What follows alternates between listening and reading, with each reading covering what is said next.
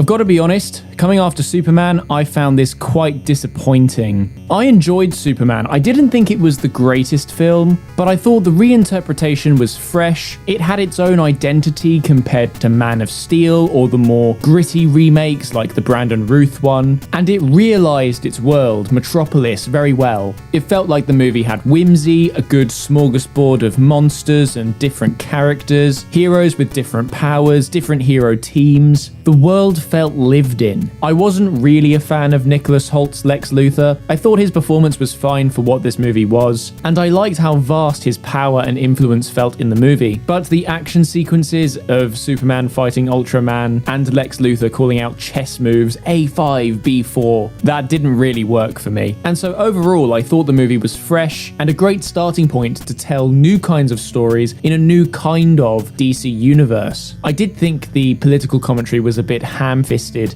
but it was okay. It served its purpose well. So I was quite excited to see Supergirl because I liked being in that world and I was excited to be back in it. But weirdly, Supergirl has very little in common with Superman. These movies are very different, and without getting into spoilers, this movie has an A-plot, which I personally found to be very boring, and it has some plots that are delivered through flashback, and actually I found those to be a lot more engaging and really drew me in. So it's a weird, confusing film. You will not be able to understand this movie really in its full context without having seen Superman. But it's not like seeing Superman helps you enjoy this movie, it just makes you feel disappointed because you know how good that movie is, how entertaining it was, and how, by contrast, disengaging this movie is. I think Millie Alcock is a good choice for the casting. Her performance is good. Millie Alcock and David Corenswet both have iconic looks as their characters, which is a great thing for the image of this universe. I think the character that Eve Ridley plays is well performed, but unfortunately she doesn't really have very much to do in this film. She is quite important, and she is very active in pushing the plot forwards, but that character has very little they are able to do in this story, which I'm going to get more into in spoilers. And other than the antagonist, which was kind of like whatever to be honest, Jason Momoa is the only other actor to mention in this film, and it's just ridiculous. It's like Minecraft movie again. There is literally no way I can take his performance seriously in this film, and I don't think it's supposed to be serious, but I don't think it's meant to be as unserious as I'm taking it. There are some things that are quite technically disappointing as well. In Superman, the flying scenes look really great. In Supergirl, they look rubbish. And it's things like this that are present throughout the film that really confuse me about how it's even possible that this happened. Because surely that's something that you can still get right, even if the story isn't as good as I'd like it to be. Messing up the flying sequences is really poor. There are some good choreography sections. I think the fighting is quite good. I'm not sure if the set pieces, hanging off of cables and all of that stuff really makes any sense, but they basically never do in these kind of films, so not too much of a problem for me. And where Superman felt like a fresh interpretation, Supergirl feels very derivative of other things. With Superman, you could see where some of the stuff had come from, but overall, the movie did feel different. And like it was going for something completely different to what other superhero movies are going for.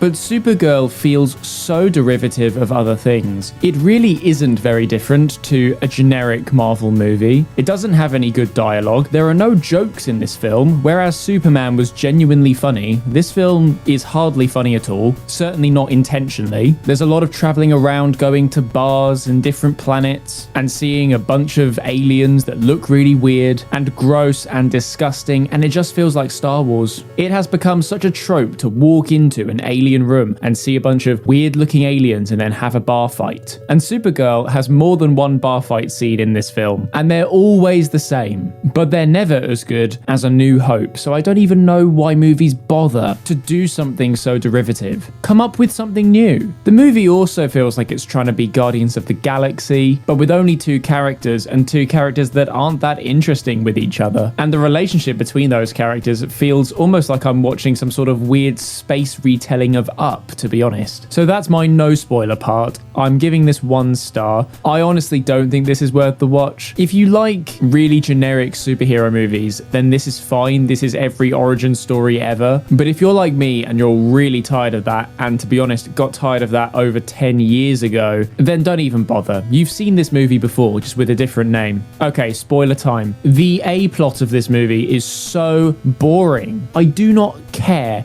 at all. And there's probably a few reasons why. I'm not sure on all of them, but one of them is definitely the fact that the characters have basically no relationship with each other at all. Eve Ridley's character is talking in a northern accent for some reason. I have no idea why, but it sounds really out of place in this film. And she's just kind of walking around trying to find someone to help her in her revenge plot. It's obviously trying to do some Guardians of the Galaxy stuff, but the relationships between the characters just aren't there. It's not like they have a really funny dialogue exchange between the 3 of them, or even the 2 of them, the main 2, Eve Ridley's character and Supergirl. I think their relationship could have been a lot more funny, but instead it basically feels like I'm watching a space version of Up, where Eve Ridley is walking around and being like, my name is Eve Ridley and I am a wilderness explorer and I need someone to help me avenge my parents' death. And Supergirl is drunk and she's like, clear off. And then eventually she just keeps following her, boarding the same bus as her, house with the balloons. And then she finally agrees because Crypto gets shot and they need to find a cure, and the cure is for some reason only found from the killer because they carry it on their person for some reason, and each one is unique. So anyway, she goes and does that. But the problem is she's like a 13-year-old with no powers and she's very easily killable. And at every time there's a confrontation in this film, we have to sideline the child character because they have no powers and they're easily killable, and we have to get Supergirl to do all the fighting. We do that in the bar scenes, we do it in the big fights in the city thing. Trying to recollect this movie is really difficult. But it means that this character has basically nothing that they can add to this story because they have to be sidelined. So that when she takes out one character, one dude, at the end of the movie when she's in the cage, I don't even believe it because she's so weak. She's just a child and she's taking down a warrior guy who's like a killer. He's a soldier. I don't understand. And the only thing that might tempt people into thinking, oh, she's really serious, is the fact that she has this sword that her dad made that for all intensive purposes is a regular sword. Apparently it's crafted well. Oh, it's the finest steel. It's the greatest sword. Well, show me something cool that it does. It just seems like a regular sword to me. If they'd have balanced this out and gone, yes, she's a child and she's very vulnerable,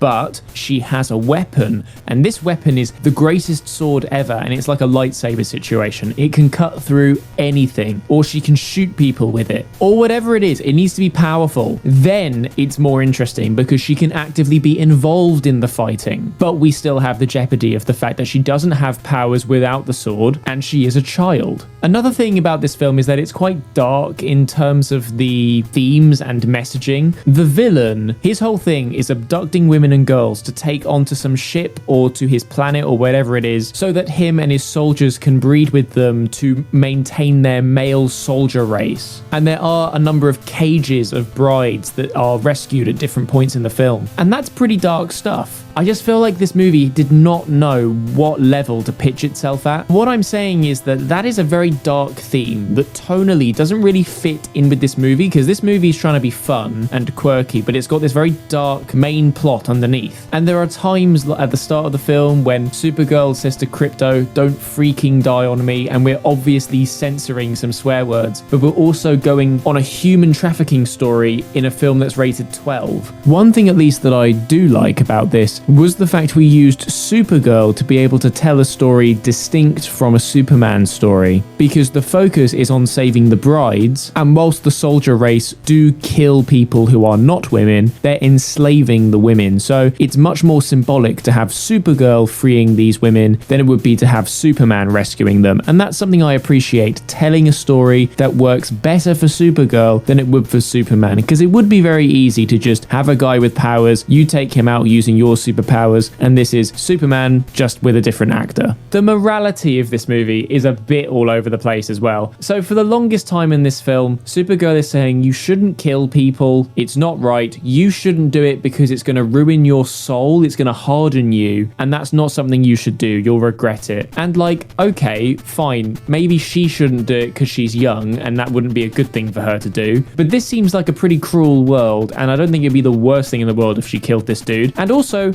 we should kill this antagonist. Like some antagonists, if you want to keep them alive, imprison them, hold them accountable for their acts, fine. But the problem is that if you leave this guy alive, then what he does is he escapes and then he enslaves more women and human traffics them, treating them as baby factories for his evil soldier race, which is killing more people. What kind of argument is there to keep this dude alive? I was quite glad by the end of the film that Supergirl did kill him, but if she's fine with killing him and the whole thing is that as long as the child doesn't kill him, because that wouldn't be very good for her, if that's the whole thing, we could have killed him at any point in this film. Just use your laser eyes and go straight through him. I do not see the problem. And it just kind of undermines the whole movie. And that main villain is totally forgettable. I don't even remember his name. The names are not very good in this, to be honest. They're all space names, which means they're basically impossible to remember. Like Krem and Brigand. I mean, these are rubbish names. If you've got an evil warrior race, let's not call them a brigand. It's not a very good name. You can come up with something better, something more impactful. And at some point in this film, they meet Jason Momoa, who is dressed like a band member from Kiss, smoking a cigar, laughing at things, fighting people, riding his Ghost Rider motorcycle. And his purpose in the film is to basically have some weird reaction shots every now and then when one of the characters does something and he goes, oh yeah. I don't understand why he's in this other than comic relief, but it's not that funny, and there are a number of jokes that just don't land. Like when Supergirl does the American accent to try and get them out of trouble when they're talking to Jason Momoa. I'm left there thinking, is it meant to be funny? Because it's not that crafty. It doesn't show me that she's very good at being persuasive, because he doesn't buy it. I don't know, it's nothing. And that is my takeaway from most of the things in this film. It's just nothing. This is meant to be a fun space romp, and it is so boring. And it has all these Mad Max similarities as well. It's somehow derivative of that too. It's just not its own thing and feels like a smorgasbord of every other movie, except it's squashed into this one without a real purpose of being there and without being interpreted into this story. The best parts of this film are the flashback sections. All of the stuff on Krypton is really great. Really enjoyed that, actually. It was world building in a really interesting way, and it actually made me connect with her character. The main plot of this movie does nothing to make me connect with any of these characters, but that sequence did. And also, seeing her arrive on Earth, not being able to speak a word of English, having nothing in common with the only person of her race left, these are all things that make me relate to the characters. But for some reason, they're added in there as if they're not even important to the story. And if you don't watch Superman, you are not going to have a clue about what is going on in this film. It makes no effort whatsoever to lay out a self-contained story that introduces you to Supergirl. The first 20 minutes of this, if you've never seen anything to do with this movie, are completely alienating. The focus of this movie is not on telling a good story. The focus of this movie seems to be, have we got a bunch of aliens that look really cool? Have we got iconic shots for the trailer of Supergirl? And have we got quirky moments of Supergirl being goofy? That is basically what this film is. It is not a hero's journey. She doesn't really end up in a place that's much different to where she started. She's stopped drinking and she's a bit nicer. That really isn't enough for me. And on the Guardians of the Galaxy point, it's got all these music needle drops in there, playing some music. Jimmy Eat World. Isn't Supergirl edgy and interesting? Isn't she relatable? None of these things make me relate to Supergirl. And you're just reminding me of a movie that is better than this one. Anyway, I think I'm done talking about this film now. Didn't enjoy, I'm afraid. A lot of missed potential.